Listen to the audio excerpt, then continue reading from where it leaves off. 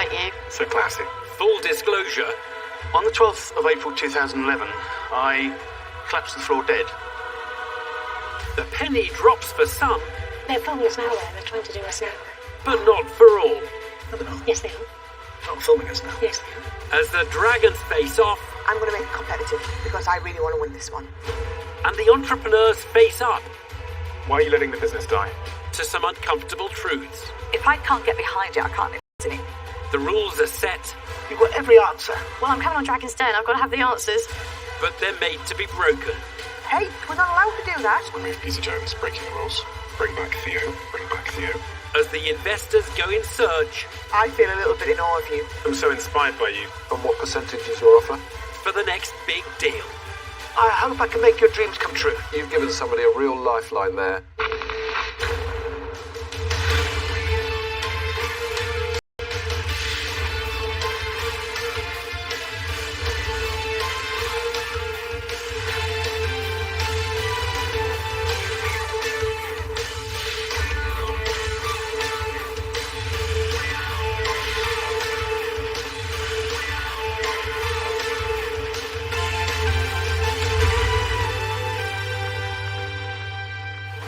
Welcome to Dragon's Den, where nobody will be getting hired or fired, but pitches can lead to riches, and rejection means ejection. Just enjoy the whole experience. I'm having a fab time. Right? Yep. First into the den is Cornwall-based entrepreneur Anne-Marie Hurst, accompanied by her partner Christian. Darling, they're filming us now, they're trying to do us now. No, they're not. Yes, they are. They're not filming us now. Yes, they are. But whether on or off camera, Anne-Marie remains firmly focused on gaining investment from a dragon. It would kickstart my entire business.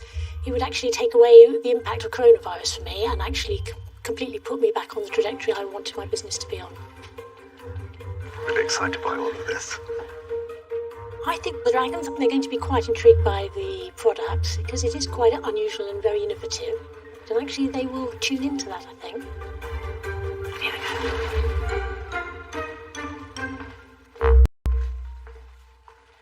Hello, dragons. My name is Anne-Marie Hurst, and I'm looking for £50,000 for 5% of my company.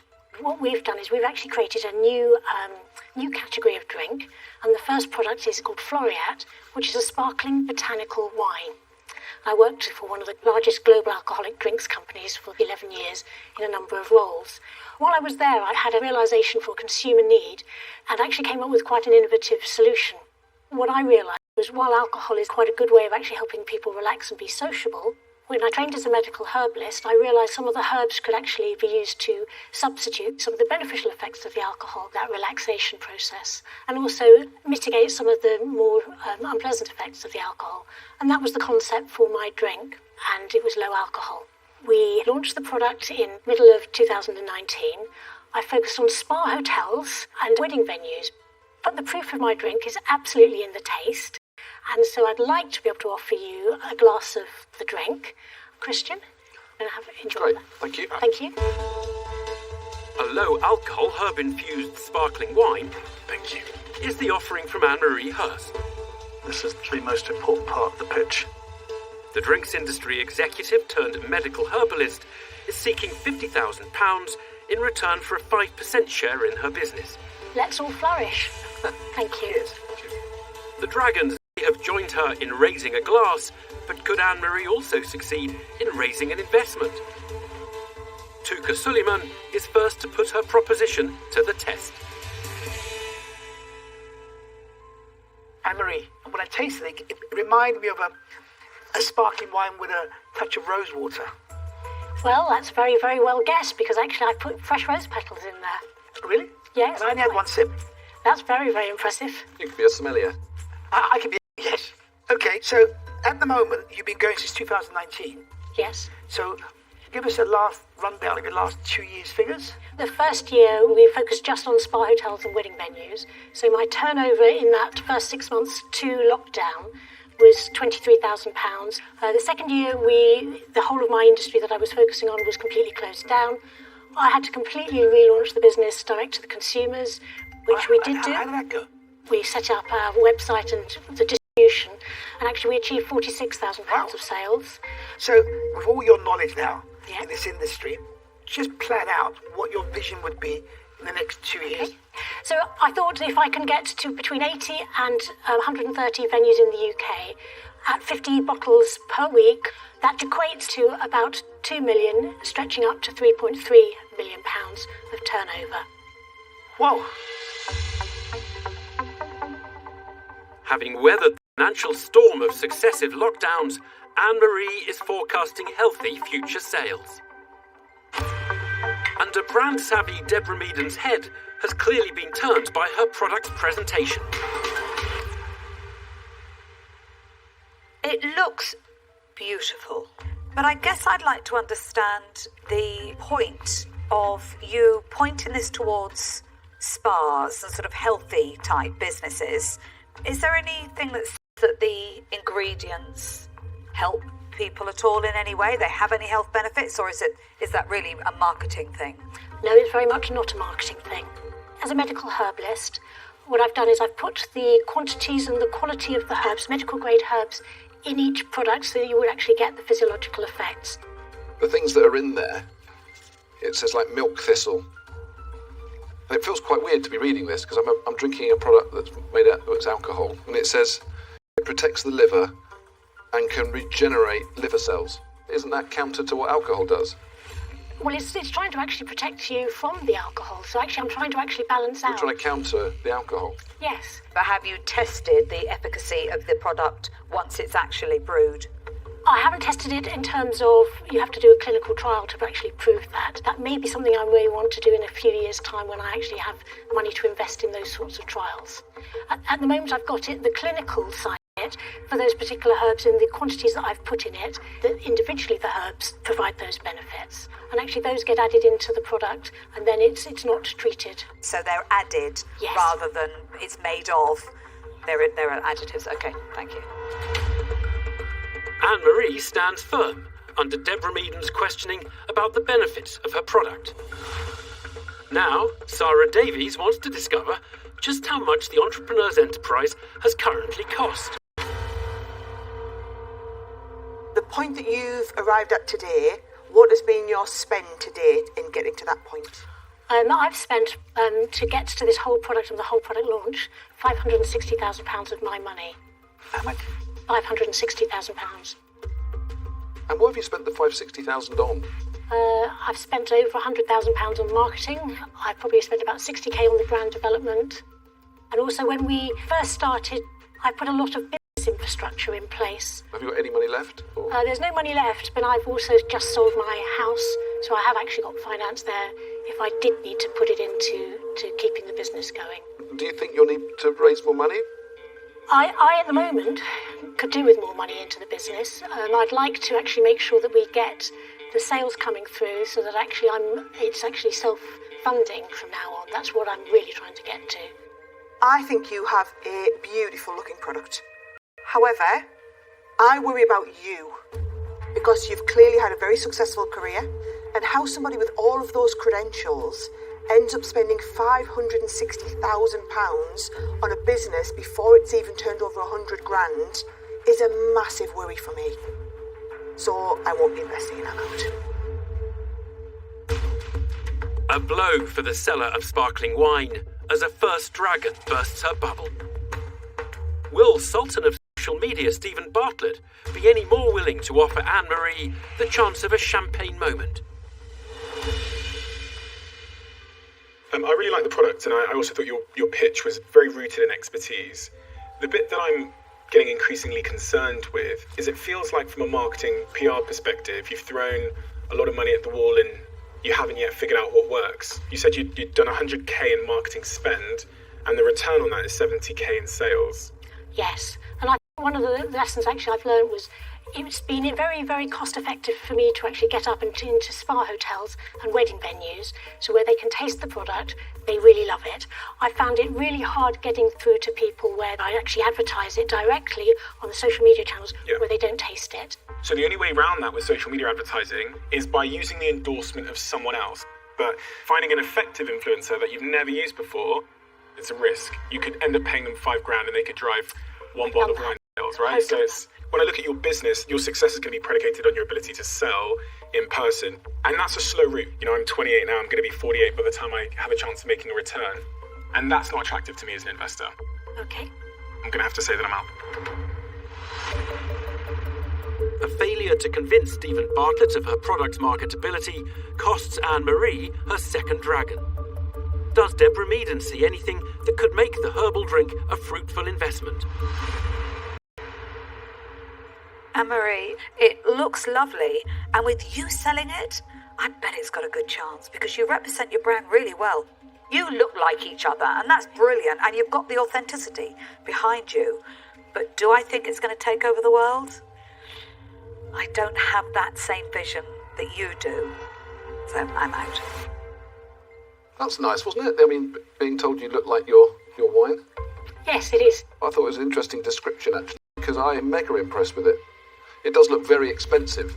Almost looks like a sort of a Dom Perignon sort of style bottle. You know, if you look at some of the big companies that are out there when they first started, one of the things they got right was branding. The difference is that they had massive investment and a real plan of attack. So I'm not going to invest today and say that I'm out. Double disappointment for the drinks entrepreneur as both Deborah Meaden and Peter Jones call time on the deal. Only Tuka Suleiman remains. He's already demonstrated he has a nose for wine, but has he also smelt a money-making opportunity his fellow dragons have missed? Your pitch was good, product's good, and you've got the infrastructure, you've got it all going. You know, don't give up, but don't put more of your money in. Because the 50,000 that you're seeking today is a drop in the ocean. You need serious money to make this brand where you've visualised it. You're going to need £1 million. And in a way, that doesn't leave me any sort of vision of how I can get involved in this venture with you. So therefore, I'm not going to invest the amount. Okay, thank you. Thanks, Anne-Marie. Thank you. Thank you. Thank you. Good luck with the business, Anne-Marie. Thank you very much. So classic. Sadly for Anne-Marie, she must leave the den with nothing. Her herb-infused sparkling wine might not have parted the dragons from their cash, but at least it's left them in a mellow mood. Well, I do feel nice and relaxed and wound down after my herbal whatever it is. I still do believe in the product, and I think their feedback shows that the product is spot on. How I take it forward from here is the news story, and actually I'll have to work out a much better way of working much smarter.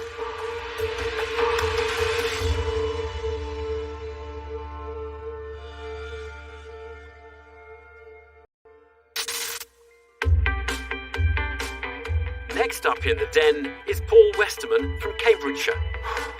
He's having to work hard to keep his nerves under wraps. Well, the feeling about going into the den is a mixture of excitement and sheer fear. I've been in situations where I've presented before, but this is on another level. Nerves aside, Paul feels he's found a solution to a very serious problem. There's nothing like this on the market at all. What's that, feet tickler? And it certainly has the dragons intrigued. Plastic bras for travel. What for your... Yeah, well, man boobs included. I definitely get a sense of doing good with what we're trying to accomplish. So, yeah, I'm incredibly proud to be part of this.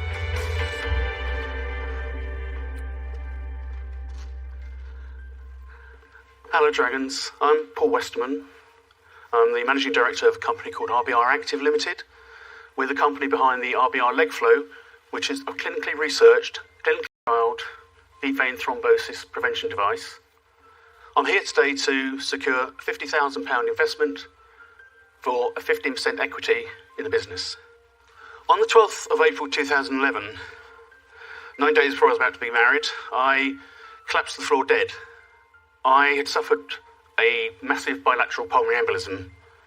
I'd injured my knee a couple of weeks beforehand, and unbeknown to me, I'd developed a deep vein thrombosis through my right leg. I survived, obviously, fortunately. Research shows that after just 90 minutes of being sedentary, so sat at a desk, flying, gaming, in hospital, blood flow to the lower limbs has decreased by up to 50%. That decrease is what causes a DVT to start. And the solution is this amazing product called the RBR Leg Flow. And it is shown to increase blood flow over tenfold whilst the person is and using it. Now, in your boxes, you obviously have your very own RBR leg flow. A poignant pitch from Paul Westerman, whose product aims to prevent deep vein thrombosis. Basically, obviously you travel first class, so you have probably bigger seats than these. The first exercise, your foot goes on all your feet, and you lift your heel. Paul's looking to secure a £50,000 investment for a 15% share in his company. Second exercise, put your heel on it and you raise your toes. Really simple, really effective. For Peter Jones, it's a problem of which he's already painfully aware.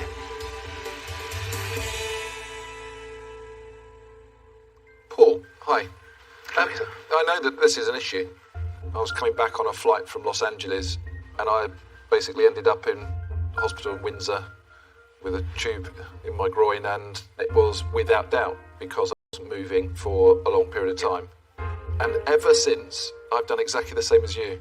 I literally move all the time, and even when I'm sitting in this chair, I will move. Yeah, shouldn't cross your legs. You shouldn't cross your legs, I know, but I end up doing this and then changing over.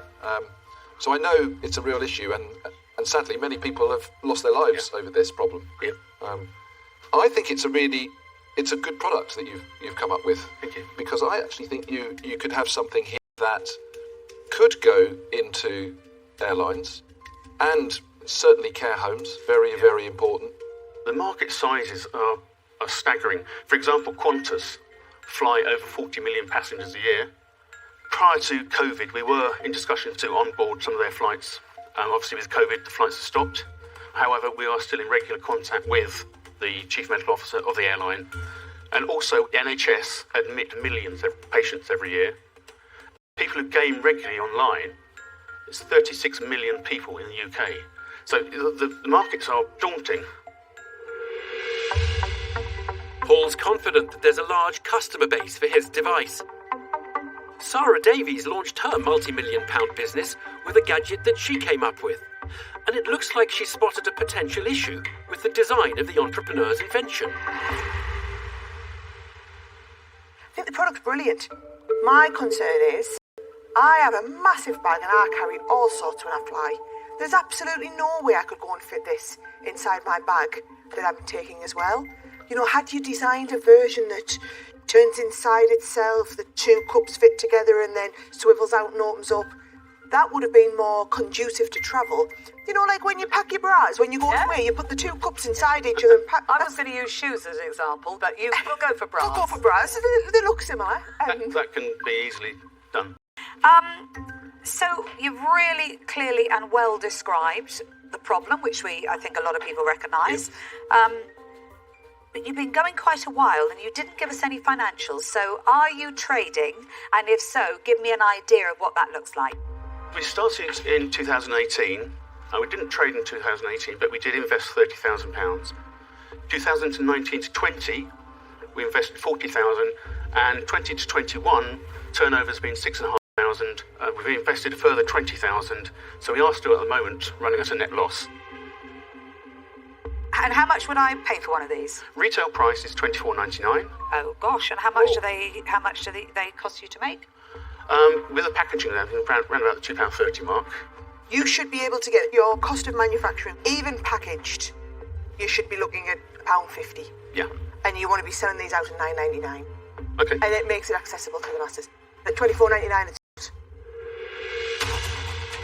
The product's price point isn't quite on the money for Sarah Davies. Now Stephen Bartlett wants to discover how it can appeal to the masses. First of all, just wanted to congratulate you for turning your pain and hardship that you went through into your purpose. Yep. But both you and Peter had no idea that this was going to happen before it did. And in terms of getting people to buy a product that they don't anticipate they're going to need, I find that to be quite a tricky task. You're quite right. Until you know about it, you don't perceive it as a problem. So you don't end up, you wouldn't buy a product if you didn't realise it was a problem. So our awareness is one thing, as a key thing that we will be working on and continue to work on. When I look at this thing that I'm wearing on my wrist right now, it gives me a reminder every hour, if I'm not breathing heavily enough, to breathe. It'll vibrate and say, Steve, you need to breathe. I believe this kind of wearable tech will probably also aid in that solution. That's my belief about the future. The Den's youngest dragon, Stephen Bartlett, believes that smart technology will fly in the face of success for Paul's product. Deborah Meaden wants to know what the entrepreneur has done to protect his gadget from copycats. Can you just talk around the IP on this? Patents? Well, we've got trademark on the name and everything. No patent protection? No patents, I don't believe. We've got design rights. Right, so this isn't patent protected, this is design rights. Yeah, oh, sorry. Yeah. Okay. You have a big, big risk. This is so easy to copy. My sister, who is in a wheelchair, has got a sort of dome-shaped pillow that's got these things on that she sits and does that, to keep her blood circulation going. So there's already something out there that does that. Did you know that? No. If this isn't patented now, you can't retrospectively go back and patent it. Okay. Which I think massively reduces how valuable this proposition is to an investor. Yeah. I don't see a pathway through that. I worry that there's no value in this to be able to take it to the next level. So all the best, Paul. I'm out. Okay. The revelation that the product has no patent hasn't gone down well with Sarah Davies, who becomes the first dragon out. Will Stephen Bartlett be willing to bring the ailing pitch back to life with an offer? I think what you've got here is a product that will help some people, but I can't see it becoming a really lucrative business to the point that it would return an investment for me as an investor. And I would be very careful, if I were you, about pumping more money into it. It'll probably take hundreds of thousands to drive the awareness you need to change behaviour. And for that reason, I'm going to say that I'm up. So, I wish I wish you'd had a patent. But Paul, I'm afraid, because of the IP, I don't see it as an investment. But I do wish you all the luck. But I'm afraid I'm out. I don't want to sit here now and spend a lot of time on this because I don't think you're going to be... If you came here with a patent, I think it would be a slightly different conversation. So it's not an investment for me today. I'm going to say that I'm out. But well done and good luck. Peter Jones disembarks from proceedings, and Paul's hopes for investment are hanging by the slimmest of threads. Does Tuka Suleiman see anything the others have missed? Look, it's not investable as it is. There's a lot of question marks unanswered. Patent, market, whatever. But I'm willing to explore if it is investable. What interests me is you said you've done clinical trials. Yeah. Clinical trials normally take years. Yep. So how long was that process? It was 3.5 years in New Zealand. We have all the trial documents and literature, as well as the research papers. Right. And have you shown this to the NHS? No. And when you talk about airlines, Yeah. are these reusable? Yeah. I think you need a chance to show this to a few people to get a reaction. Yeah. Yeah? I've got contacts in the NHS. Yeah. I've got contacts with airlines. So one way to find out. Yeah. Yeah? One revenue stream we were thinking of potentially is hire them out for £5 per flight. Give them a rinse afterwards. Okay. All right. And also in the Paul, vending you want me to make you an offer? I would love for you to, Tuka. Okay. Well, look. I'm willing to explore the unknown. Thank you. Yeah? Yeah. Because you've got a lot of unknowns here. So I'm willing to give you the whole 50,000, but I want 35%. And do I go to the wall? Talked a lot of sense, our wall. There's no point. We want this product being used. We want the product being shown to people and talked about. I'm more than happy with those terms. Great. And I'd love to be working with you. Well, Wow, fantastic. go with it. Thank you. Paul, I hope Cheers. I can make your dreams come true. Thank you. Thank you. Bye. Paul has done it. He leaves the den with the £50,000 he was originally seeking and the backing of a dragon with the expertise to turbocharge his business. That was an amazing experience. I am emotionally shattered and exhilarated at the same time. You've given somebody a real lifeline there. That's fantastic. With Tuka's involvement, I really do believe it may fly, no pun intended, and the next 18 months is going to be absolutely crazy but fantastic.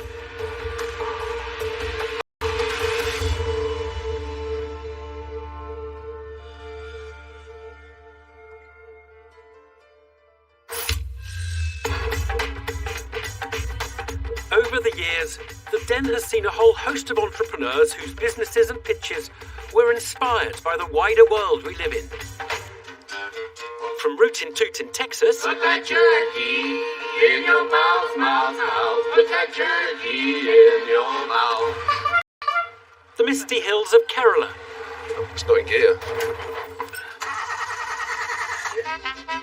to the sunny climes of Mexico. Marcela's Mexican Kitchen with the winning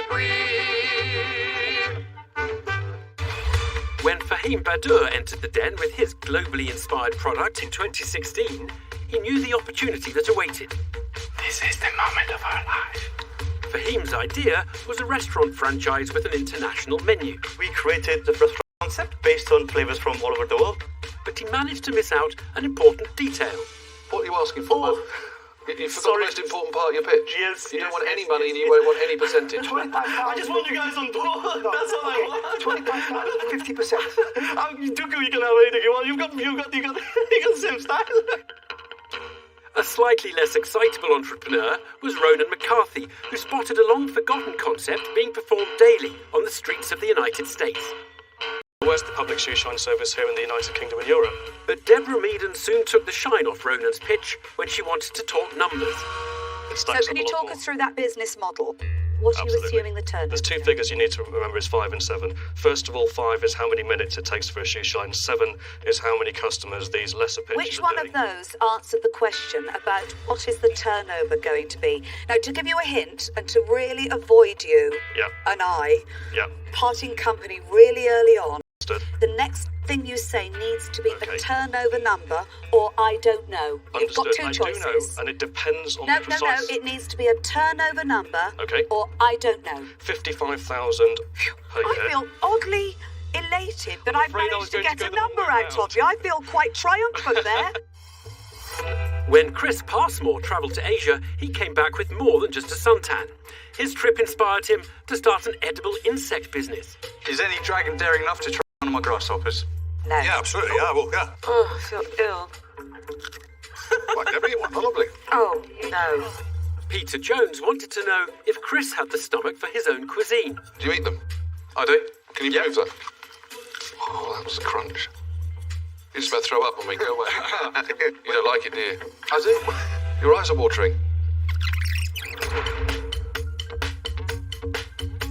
Hoping to tempt the dragons to invest in another offering overseas is Yvonne Aboarji.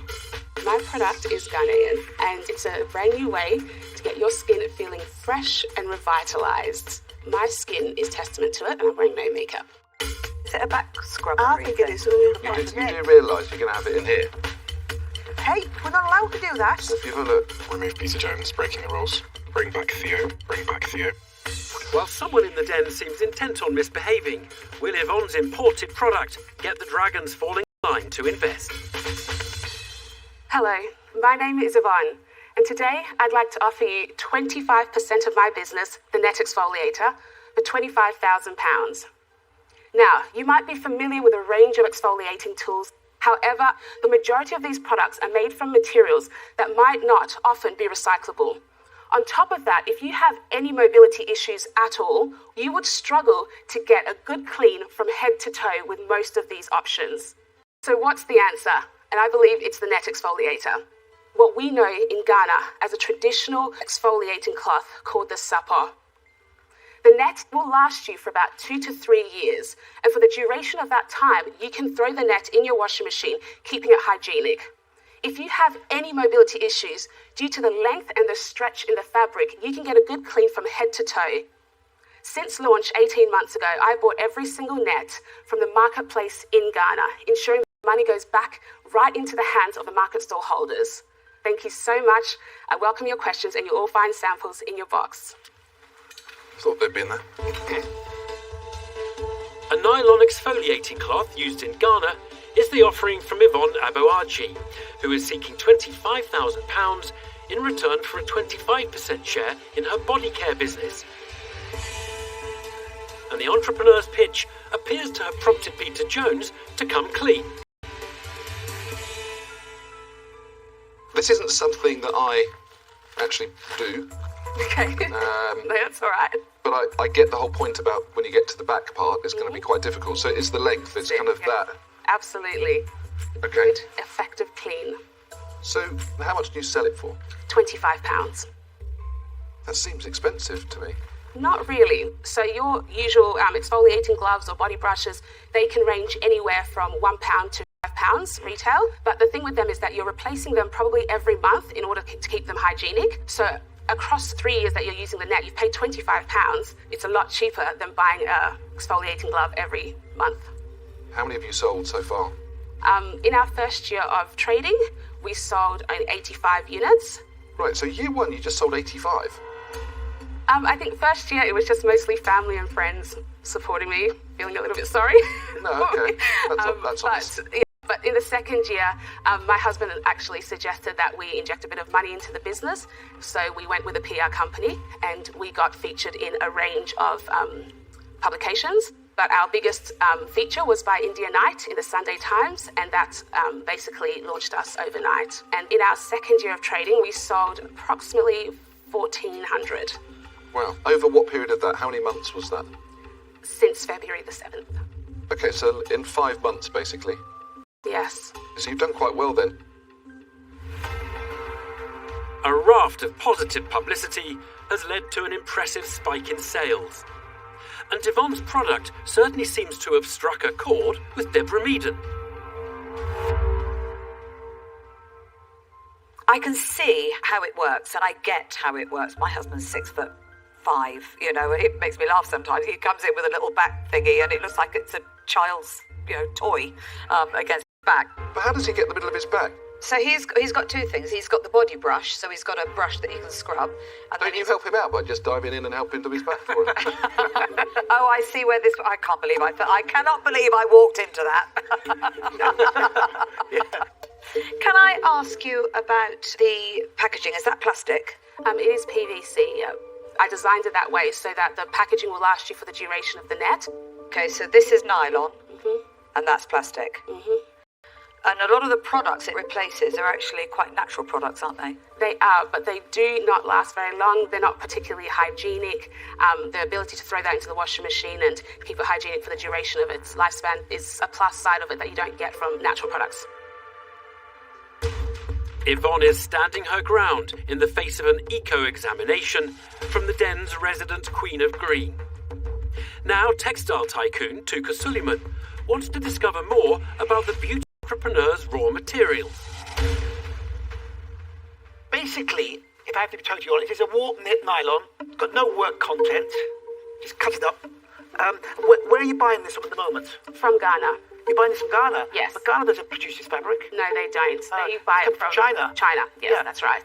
The thing is that this product has been around in Ghana since the late 1970s, and that for a lot of people is their income for their families. So, but what income? If the fabric comes from China, and the only work content is they roll up the fabric, they cut it up, they don't even sew it.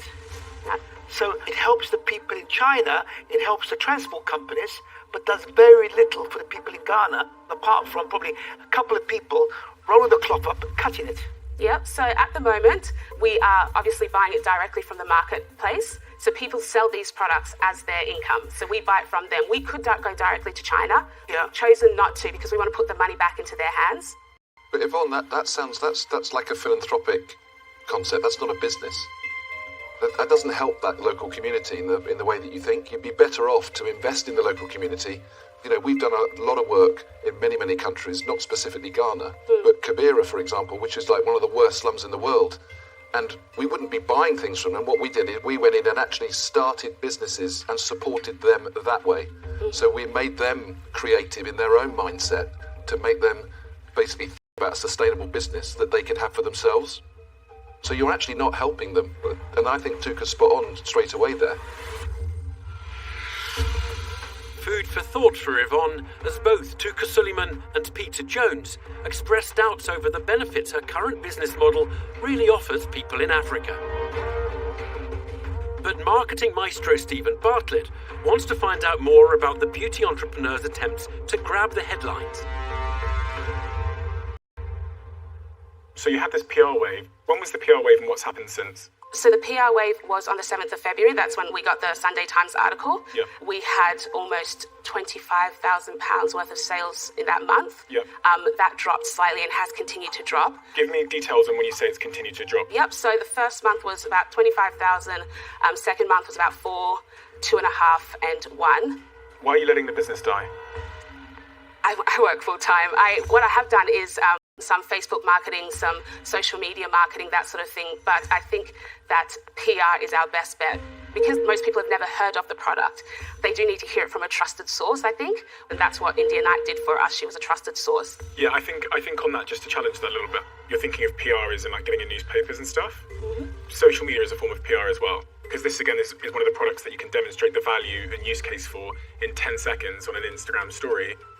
My big concern with this is you've let the business continue decline in sales. That scares me because I think, well, if you hadn't come here today and if you don't get an offer, where's this business going? Allowing the sales to decline in that way, to me, signals that this is probably a bit of a lifestyle business. It's not to say you're not going to make money, but I don't think I'll make a return on my investment.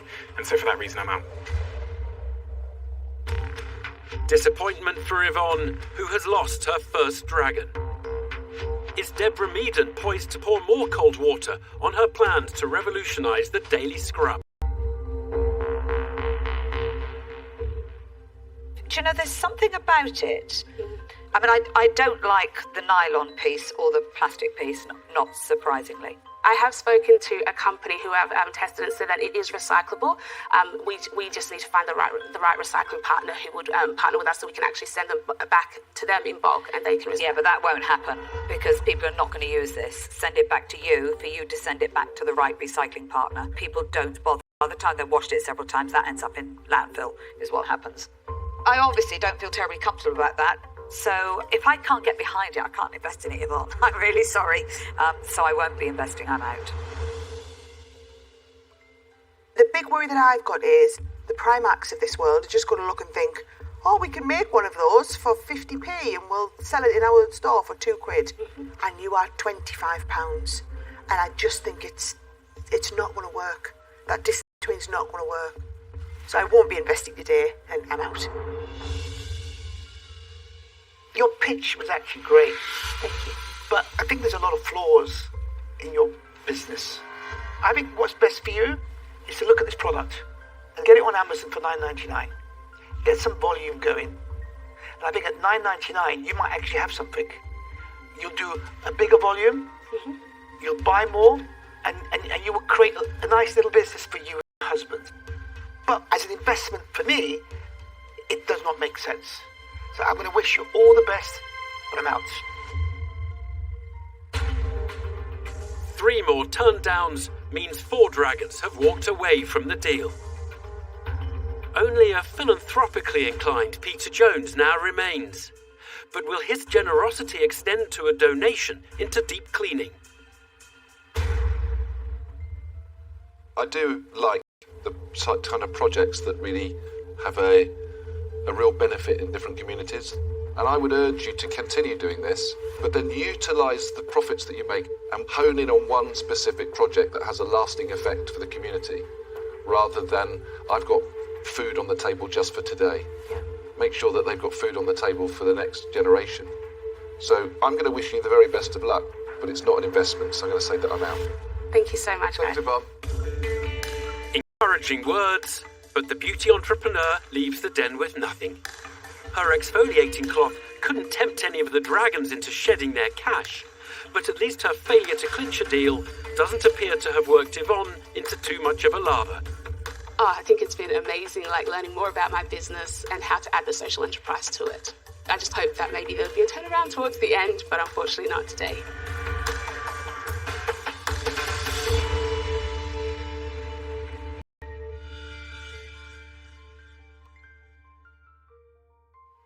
Successful entrepreneurs are drawn from all manner of backgrounds, but perhaps some professions offer better preparation for facing the dragons than others. Now, last into the den is Hannah Saunders from Gloucester, who has traded a career in the armed forces for one in business.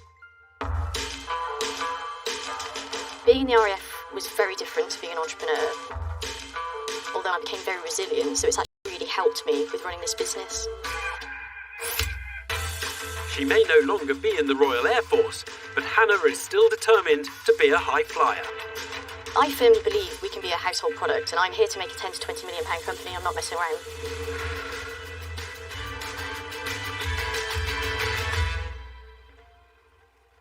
Hello, Dragons. I'm Hannah, founder of Toddle, and I'm here today asking for £60,000 for 5% in my company. My parents told me I would never amount to anything, so I left a tricky situation and I joined the armed forces. Whilst I was in the armed forces, I became really passionate about adventures and travel. And when I became a mother, I wanted to share these passions with my children. But I found that when we were out on our adventures, they get chapped lips or windburnt cheeks, and there weren't the products on the market for the under threes. So I started making my own lip balm in my kitchen. What started in my kitchen is now a range of 13 SKUs. Our most pioneering products are our probiotic hand gel, our non-alcohol hand sanitising spray, and our dribble-proof lip balm. We launched in March 2020 and since made £194,000. With forecast revenue this year of £670, now is a great time to invest because we're in a real growth period and we've only just got started on retail. It's an absolute privilege to be here today. Please try the products. A skincare range for adventurous kids is the proposition from Hannah Saunders, who's seeking £60,000 in return for a 5% share in her business. And the service person turned salesperson's pitch has left Peter Jones feeling well briefed. Hannah, very eloquent, very quick and very clear, and you can take a deep breath. I'm intrigued to know, after you teed up the front end of your story, with your parents saying they didn't think you would amount to anything, has that opinion changed now? I have no idea. They haven't spoken to me in years. I can't tell you, I'm devastated to hear that on your behalf. Thank you. Yeah, it's taken some therapy and some work, but I've got through the other side of it now. Yeah, so just take it back. You said that you've made £194,000. Wow, what was that on turnover of what? So that's turnover since March 2020. Okay, so what's the profit on that? So the gross profit on that is 87, and the net is minus 4.5. The way I'm looking at it at the moment is for year one, year two, it's not about profit, it's about growth. So I want to be a 10 to 20 million pound company instead of a 1 to 2 million pound company. I'm not doing this as a lifestyle business. I'm quite keen to spend the money now for serious growth.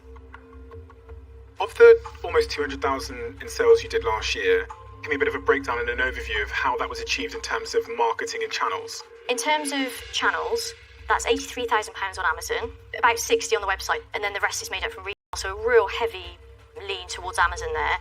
I just want to say I'm incredibly impressed. Where does this drive come from in you? So I've sacrificed a lot to do this. My husband has been incredibly supportive. We've put money into the business. I've got 2 boys, 3 and 6, and I'm doing it for them. And there's a small part of me that wants to prove my parents wrong. I think you should be incredibly proud of yourself, and yeah, it's made me a little bit emotional, in fact, which is quite rare. But no, because I'm so inspired by you, so yeah, well done. Hannah's achievements to date have made a big impression on Stephen Bartlett.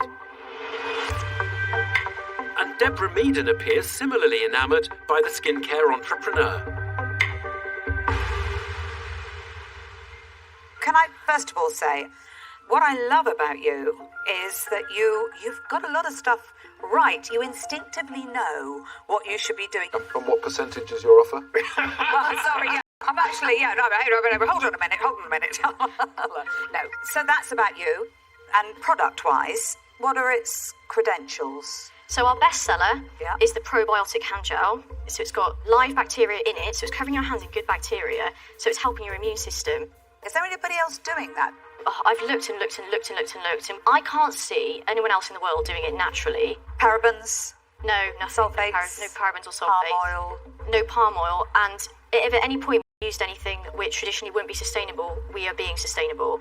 We've switched to the pouches because they're 52% less plastic, and we're also trying to move to a refillable model as much as we can, so we're trying to make eco choices at every turn. My word, you are impressive. Oh my God. You are, honestly, I feel a little bit in awe of you. What do you want help with? So we're soon to become a team of 6, but I need to be a team of 7, and the money today would really help for Amazon growth, especially Amazon USA, notwithstanding the experience and advice I could get from one of you guys, which would just be priceless. Hannah is yet to put a foot wrong, and her composed display has succeeded in turning most of the dragons into pussycats. So is she poised to add yet another member to her burgeoning fan club? Look, you've come in the den. You've got them all mesmerised. You're like the conductor now, controlling all the dragons. You've got a good business on Amazon, but if you were to go on a retail shelf, are you a healthcare product? Or are you a baby product? Yeah. How would it sit? You were giving me the exact same feedback I had about 18 months ago from a retail buyer who said, well, where do I put you? You're doing this, which is why we've brought out more skincare. So the insect repellent, the bite and sting relief, the sun cream can all sit together and outdoor. For WH Smith's Travel, we're sitting together as a line of 6 in baby skincare. We're doing 100 stores of clip strips, the lip balm, so it's a convenience product there to grab when you're just out shopping. You've got every answer. Well, I'm coming on Dragon's Den. I've got to have the answers. But at the moment, hand sanitizers and hand gels don't really fit in with protective balm, and it's all over the place. Yeah. And that's what concerns me. I am in the baby world. It's no secret. We sell to every retailer in the country. We've got 54 distributors around the world. So if I send these to my distributors, they'd say, how does this all fit in? But looking at this, if I got involved, I wouldn't know where to start. A retail-savvy Tuka Suleiman has identified flaws in Hannah's strategy for expanding from clicks into bricks. Peter Jones lavished praise on the entrepreneur's initial pitch, but will he be equally effusive about the prospects for her business? I think you are superb, Hannah. But I still think that there's a journey to go on here. You're very focused in one segment of a market, i.e. your baby market with toddle. What that does subliminally to somebody's mind, if you don't have a toddler, you're not looking at it. So even though this product could be very good, it's very, very clear that it's baby and baby only. Yeah. 90% of your marketplace has dissipated. So I'm going to say I'm not going to invest and I'm out. But congratulations for what you've done and what you've accomplished. A blow for Hannah, who has lost her first dragon. And with Tuka Suleiman already having expressed reservations about her plans to conquer the high street, could things be about to go from bad to worse? I love your energy, I love your enthusiasm, and I think you'll be a very successful entrepreneur. But unless you are creating what I call a focus in what the brand represents, your target market, and how you can identify those products that fit into that target market. I don't know, I'm just a bit puzzled, not from you, but the brand and the product. And for that reason, I'm not going to invest them out. Hannah, I'm not puzzled, and life is short. We've got a lot of lip balm to sell, so get to the point. I am going to make you an offer. I'm going to make you an offer for the full 60k. But because I'm so excited, and I really think that I'm going to play a big role in this business, because I'm going to love working with you every day, I'm going to do it for 20% of the business. Okay. Yeah. Thanks so much. An offer for Hannah from Stephen Bartlett, albeit at 4 times more equity she was originally looking to give away. Will either of the 2 remaining dragons be prepared to match or even better it? I think you've been pretty faultless. You're very clear on what you're doing and where you're going, and I suspect you'd be really good to work with. So I'm going to make you an offer, and I'm going to offer you all of the money, and I want 15% of the business. Okay, thank you very much. You are so passionate, energetic and driven, but then you've got all the right stuff to back it up. So I'd love to go on this journey with you. Amazing. With you, and hold your hand, and I'm going to make it competitive, because I really want to win this one. Okay. So I will offer you all of the money, and for that, I would want 12% of the business. Okay. I don't want to sell myself too much, be too much of a peacock, but I actually think you've got a huge opportunity here to create a media content brands centre around this idea of for every adventure, and I know I can help you do that. And I know I'm the only dragon that can help you do that piece. I don't think any of us have used Stephen to build any of our business empires, so he's not the only person in the world who can do social marketing. That's not what I said. What I mean is building a media brand around a product and company. I'm going to need to go and speak to the wall. Yeah. It's decision time for Hannah. Her near-flawless performance has left her with a choice of 3 dragons. Stephen Bartlett, who is offering £60,000 in return for a 20% share of her business. I just love her. I've never seen someone so well-rounded before in my life. Deborah Meaden, who wants 15%. And Sarah Davies, who wants 12%. Sarah, it's yours. I can feel it.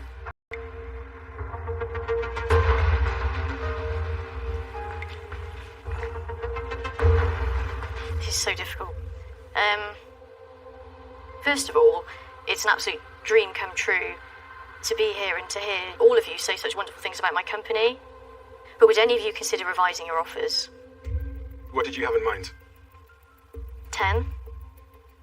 Could you get to 15? I mean, I've got a better offer than that. So I'm just genuinely stood here wondering what to do. You said you're going to do 670 this year in revenue. Would you be willing to say 13%? And if we do 670 this year, then I'll drop down to 10%. Okay. That's very interesting. I would also be willing to share, because I know there's a certain dragon to my right that can add a really critical piece. Which one did you mean? Deborah. Okay. Yeah, I would be happy to share. What are you thinking? From my perspective, I would say unconditionally, I'll just give you the 10% from the off.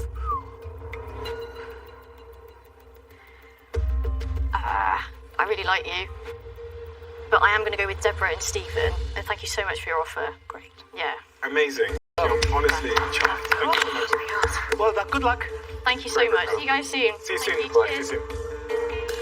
Success for Hannah, who leaves the den with the £60,000 she was originally seeking, having well and truly won over her 2 new dragon backers. When I can't find a fault in an entrepreneur, I have no choice but to invest. And I literally couldn't find a fault. Yeah. All I did was prepare as thoroughly as I could for the day. I really wasn't preempting any kind of reaction from them. I thought that was the best thing to do. And so to hear their kind words and to say how well I was doing is just a dream come true.